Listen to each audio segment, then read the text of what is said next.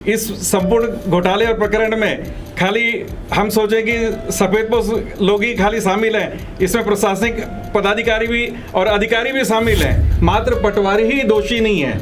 यह एक प्रकार का सिंडिकेट पूरा काम कर रहा है जिसमें जमीन का रकबा एक बैग अचानक कैसे बढ़ जा रहा है। इन शर्तों का पालन नहीं किया गया। उस तारीख से लेकर आज की तारीख तक 64 साल का 15% ब्याज के साथ यदि कैलकुलेशन किया जाता है तो सैकड़ों हजारों करोड़ में यह मामला आता है।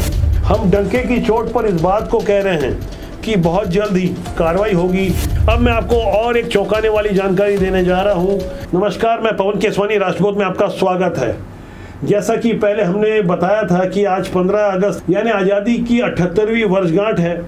इस खास मौके पर हम गहराई से समझ रहे हैं कि वास्तव में क्या देश आज़ाद हुआ है या सिस्टम के हाथों अभी भी गुलाम है। कुछ बड़े उदाहरण हम लगातार देते रहे हैं, लेकिन आज एक बार फिर छत्तीसगढ़ के दुर्ग जिले में हो रहे बड़े बड़े जमीन घोटाले और उसमें भी सरकारी तंत्र के अलावा राजनेताओं को जो संरक्षण मिल रहा है, उस पर मैं कुछ अहम खुलासे करूंगा, समझने की कोशिश करूंगा। जब दुर्ग जिले के कलेक्टर ने लिख कर दे दिया जांच प्रतिवेदन में कि हाँ फर्जीवाड़ा हुआ है, 10,343 करोड़ का मालवीय नगर का वो घोटाला जिसे 2023 में दुर्ग के कमिश्नर ने मान्य किया था, अब कलेक्टर की भी मोहर लग गई है। मालवीय नगर की वो 14 एकड़ की जमीन जो पूरी तरह सरकारी है, बड़ी बड़ी इमारतें बनी हैं, बड़े रसूखदार वो लोग जिन्हें गलतफहमी हो गई थी कि कोई उनका कुछ नहीं बिगाड़ सकता, अब उनका बिगड़ भी रहा है। और साथ ही साथ दुर्ग जिले में जो जमीन घोटाला होता रहा, 565 एकड़ की सरकारी जमीन जो भूमाफियाओं ने अपने नाम पर चढ़ा ली थी, उसका भी बहुत बड़ा खुलासा हो चुका है। उसमें भी दुर्ग संभाग के कमिश्नर और कलेक्टर की अहम भूमिका रही है। ऐसी अंदर खाने की वो बातें जिसे जानना समझना आपको बहुत जरूरी है। एक बार आज फिर मेरे साथ वही विमलेश जैन हैं जिन्हें आपने पहले देखा था, विसिल ब्लोअर हैं। अंदर खाने की ढेर सारी जानकारी सूचना के अधिकार में हमने प्राप्त की है। मैंने खुद सूचना के अधिकार लगाया था, विमलेश जैन जी ने भी मेहनत की। इस तरह से बेईमान सिस्टम पूरी तरह से एक्सपोज हो चुका है। मैं विमलेश जैन जी का एक बार फिर स्वागत कर रहा हूं राष्ट्रबोध की इस खास पेशकश में। आप आखिरी तक बने रहिएगा। एक से एक अंदर खाने की वो जानकारी जिसे जानना समझना आपको बहुत जरूरी है। विमलेश जी, आपका बहुत बहुत स्वागत एक बार फिर। नमस्कार पवन भाई, राष्ट्रबोध के मंच पे मैं आपको पुनः एक बार फिर से स्वागत करता हूं। आज ढेर सारे कागजात हैं, सबूत हैं, वो सारी बातें हैं जिसे मैं एक एक कर आपके साथ साझा करूंगा। विमलेश जी, काफ़ी मेहनत की आपने, आप भी कुछ कागजात के साथ आए हैं। बिना सबूतों के हम कुछ बात नहीं करेंगे। वो तथ्य जिसे कमिश्नर से लेकर कलेक्टर और निचले अधिकारियों ने भी मान्य कर लिया है, बस आज गिरफ्तारी नहीं हो रही है। कुछ बातें 765 एकड़ की ज़मीन की हम करेंगे। वो सरकारी ज़मीनें किस तरह से अहिवारा और पाटन विधानसभा की मुरमुंदा उसके आसपास के इलाकों में कैसे हो सकती है, आपको क्या लगता है? आप भी तो इतने समय से लगातार राजस्व मामलों को देख रहे हैं। पवन भाई, यहाँ पे एक बात थोड़ा गौर करने वाली है, मात्र पटवारी ही दोषी नहीं है। यह एक प्रकार का सिंडिकेट पूरा काम कर रहा है जिसमें जमीन का रकबा एक बैग अचानक कैसे बढ़ जा रहा है और जांच में खुलासा हो रहा है कि इतने एकड़ की चोरी हो गई है और सिर्फ पटवारी सस्पेंड हो रहे हैं। और सिर्फ पटवारी सस्पेंड क्यों हो रहे हैं? गौर करने की बात है कि इसमें रजिस्ट्री, प्रमाणीकरण सब कुछ तहसीलदार के हस्ताक्षर से होता है, नायब तहसीलदार भी होते हैं, आरआई भी होते हैं, लेकिन गाज गिरती है पटवारियों पे। अब ये जो खुलासा हुआ है, इसको आप कैसे देख पा रहे हैं? ये सिंडिकेट गिरोह की जो बात कर रहे हैं कि किस तरह के लोग हैं, आपको कभी सामना हुआ होगा ऐसे लोगों से, आपने समझा होगा ऐसे लोगों को? देखिए पवन जी, समझने में तो बहुत समय लगेगा हमें पूर्ण रूप से, मगर जो तथ्य जांच में आ गए हैं जिलाधीश महोदय और संभागायुक्त महोदय के, तो उसको हमें सही मान के आगे बढ़ना चाहिए। ये दुर्ग जिले की ऐसी हैरान करने वाली जानकारी है जिस पर आगे जांच चल रही है। एफआईआर दर्ज हो चुकी है, 5-7 और बाहरी लोग पकड़े जाएंगे। देर सवेरे हो सकता है कि 1-2 अधिकारी और सस्पेंड हो जाए, कुछ पटवारियों पे गाज गिर जाए। ये सारी कार्रवाई आज हो रही है, लेकिन जो पहले का पाप हुआ है, मैं मालवीय नगर दुर्ग की बात कर रहा हूँ। करीब 14 एकड़ की वो सरकारी जमीन जिस पर बड़े बड़े सेठ साहूकारों ने अपने मकान बना लिए, बड़ी बड़ी अट्टालिकाएं तैयार हो गई है, वो सारी चीज़ें एक्सपोज हो चुकी थी 2023 में विधानसभा चुनाव के पहले। उस समय के कमिश्नर महादेव कावरे ने जांच रिपोर्ट प्रस्तुत कर दी थी। वो सिलसिला आगे बढ़ा जिसको हमने अपने पहले के वीडियो में बताया। आज जो नई बातें आई है, 28 जुलाई 2025 को दुर्ग कलेक्टर ने ये मान लिया है। ये जांच रिपोर्ट की कॉपी मेरे पास है, जिसमें साफ तौर पर लिखा गया है कि कूट रचित रचना हुई है, फर्जीवाड़ा हुआ है।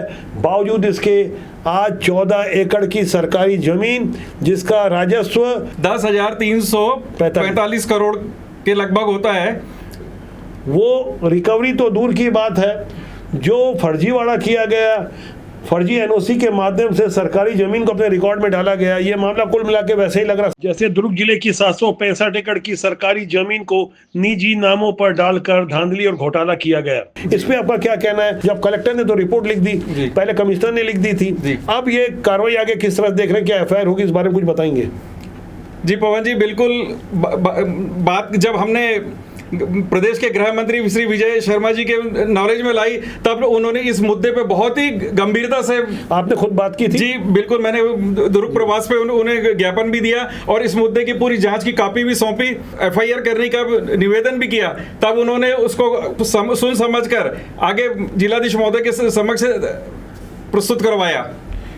अब 2 साल हो गए आपको लगातार संघर्ष कर रहे हैं, कभी इस कार्यालय कभी उस कार्यालय, अब जाके ऐसा लग रहा है कि कुछ कार्रवाई, कुछ आशा की किरण आपको दिख रही है। इसमें आप जो देख पा रहे हैं, जो नई बातें सामने आई है इस मामले में, चूंकि फर्जीवाड़ा खुद कलेक्टर के जांच प्रतिवेदन में आ चुका था, अब बात आती है एफआईआर की। इसकी हमारे द्वारा मांग की गई, मैंने खुद दुर्ग के एसपी विजय अग्रवाल को एक पत्र देकर, सबूत देकर, हमारा जो नागरिक धर्म है उसका पालन करते हुए हमने मांग की कि इस पर एफआईआर दर्ज हो। तो आगे उन्होंने कहा कि अभी कलेक्टर के पास हम वापस से कॉपी भेजते हैं और इसमें कुछ वहाँ से जो अभिमत आएगा उसके बाद कार्रवाई होगी। आप कैसे देख पा रहे हैं कि आखिर एफआईआर क्यों नहीं हो रहा, क्या लग रहा है आपको? पवन जी, जैसे कि आप समझ रहे हैं इस बात को, सरकारी तंत्र है और सरकारी तंत्र में बड़े अधिकारियों पे गाज गिरे, तो इस बात को भी गंभीरता से सोच विचार कर और प्रशासनिक आदेश का पालन किया जाता है। इस संपूर्ण घोटाले और प्रकरण में खाली हम सोचें कि सफेदपोश लोग ही खाली शामिल हैं, इसमें प्रशासनिक पदाधिकारी भी और अधिकारी भी शामिल हैं, उनके ऊपर भी गाज गिरे। तो इस सब को देखते हुए प्रशासन बहुत सोच समझ के कार्रवाई कर रहा है। धूप में चलिए हल्के पांव, इसे ही कहा जाता है। अब मैं आपको और एक चौंकाने वाली जानकारी देने जा रहा हूं। दुर्ग जिला गृह निर्माण सहकारी समिति, जिसके द्वारा सन 60-61 में जब कैलाशनाथ काटजू मुख्यमंत्री होते थे, अविभाजित मध्य प्रदेश के उस जमाने में नेहरू नगर, भिलाई, मालवीय नगर, दुर्ग, विकास नगर, राजनांदगांव, ऐसा करके कई शहरों में कई जमीन के टुकड़े जो कि शहर के बाहरी आउटर इलाके में हुआ करते थे, आज वो पॉश इलाके हो चुके हैं। जमीनों की कीमतें आसमान छू रही है, 10-10 हजार रुपए स्क्वायर फीट से ज्यादा का वहाँ रेट है। ऐसी सरकारी जमीनें जिन पर अवैध रूप से लोग काबिज हो चुके हैं, और इन सरकारी जमीनों पर अवैध एनओसी देने वाली और उसे रजिस्ट्री ऑफिस में मान्य करने वाले अधिकारी सारे आपस में मिले हुए थे। दुर्ग जिला गृह निर्माण सहकारी समिति के अध्यक्ष विमल अग्रवाल से मैंने और विमलेश जैन जी ने मुलाकात की थी। उस अनुभव को आप बताइए कि आखिर विमल अग्रवाल जो अध्यक्ष हैं, जून 2024 में वो अध्यक्ष बनाए गए हैं, उनका क्या कहना था, आप ऑन कैमरा बताइए दर्शकों को। जी, मैं और पवन जी जब हम नांदगांव में उनसे व्यक्तिगत संपर्क किए, तब उनका स्पष्ट कहना था कि मैं 24 में निर्वाचित होकर आया हूं और 21 में कलेक्टर ऑफिस में लीज प्रकरण में जो मेरे हस्ताक्षर आपके द्वारा दिखाए जा रहे हैं, वो उस कार्यकाल में मैं था ही नहीं उस पद पे।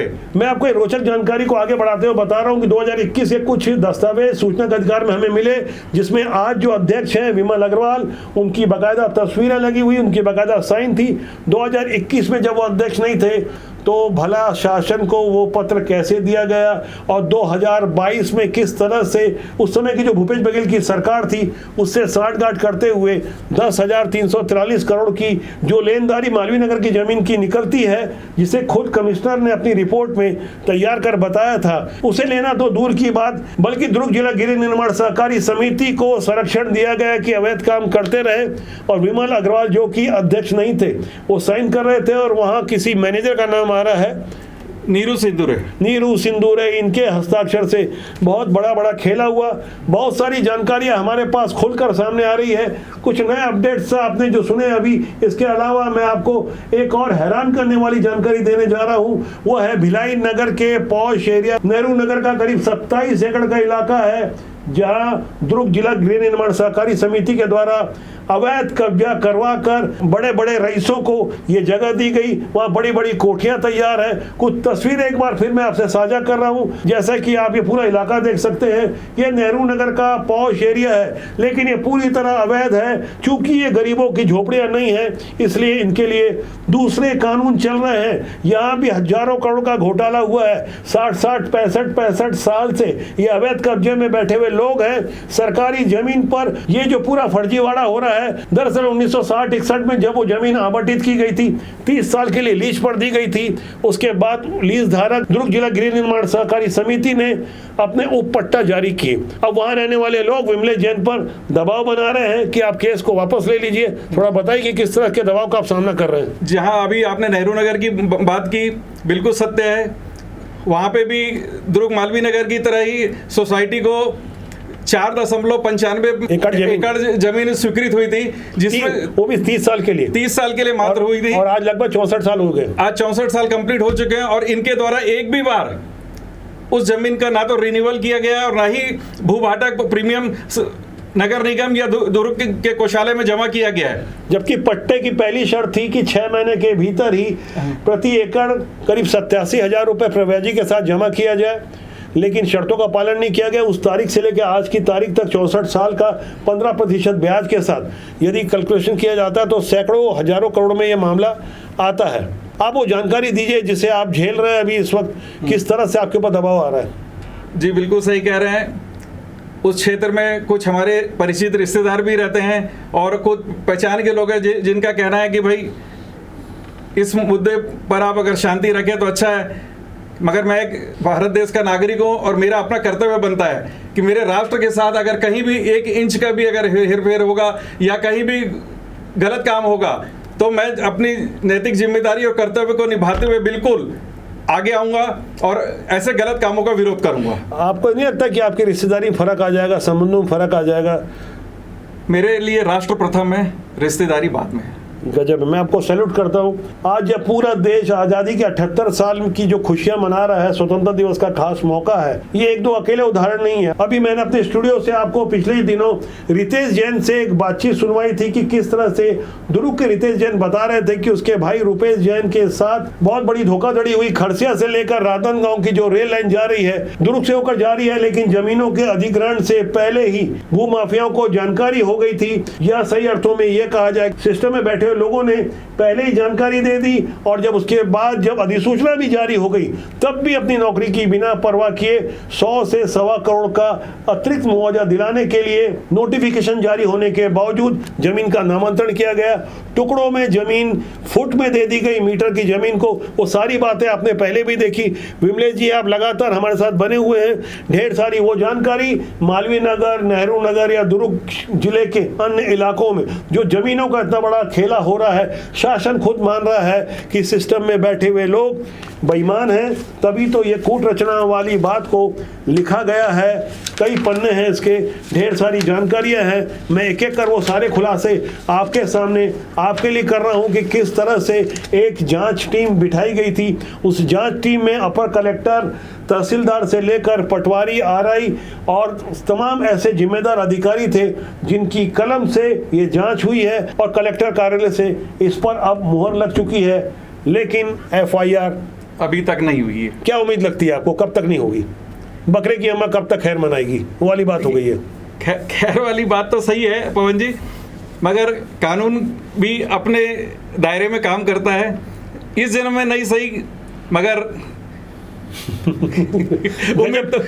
गजब की जीवटता है। मुझे जो हंसी भी आ रही है, दुख हो रहा है दिल से कि आखिर हमारे सिस्टम में गरीबों के लिए दूसरा कानून, कमज़ोरों के लिए दूसरा कानून और रसूखदारों के लिए कहीं ना कहीं कानून को जो शिथिल कर दिया जाता है, तो यहीं से सिस्टम से विश्वास उठने लगता है। विमलेश जी, मैं दाद देना चाहूँगा, आप अगले जन्म तक भी लड़ने की बात कर रहे हैं। मैं आपको यकीन दिला रहा हूँ, जो कहा जाता है कि ऊपर वाले के यहाँ देर है लेकिन अंधेर नहीं, अब मुझे यकीन है ना देर होगी ना अंधेर होगी, बहुत जल्दी फैसला होगा। रसूखदार चाहे जितना भी बड़ा हो, कोई भी सफ़ेद पोश आकर उन्हें संरक्षण दे दे। हम डंके की चोट पर इस बात को कह रहे हैं कि बहुत जल्द ही कार्रवाई होगी, ईमानदारी से कानून अपना काम करेगा। विमलेश जी, आपका बहुत बहुत स्वागत है। और लगातार हम कोशिश कर रहे हैं इन कागजातों को साथ लेकर हम राष्ट्रबोध की इस मुहिम को आपके प्यार और सहयोग से जारी रखेंगे। मेरा आपसे आग्रह है कि दुर्ग संभाग के कमिश्नर सत्यनारायण राठौर और अभिजीत सिंह जैसे ईमानदार और निष्पक्ष काम करने वाले अधिकारियों के प्रति आप भी आभार प्रकट करें, हम भी आभार प्रकट कर रहे हैं। देश और समाज के लिए हम लगातार जनता की आवाज़ बनकर लड़ते रहेंगे। नमस्कार।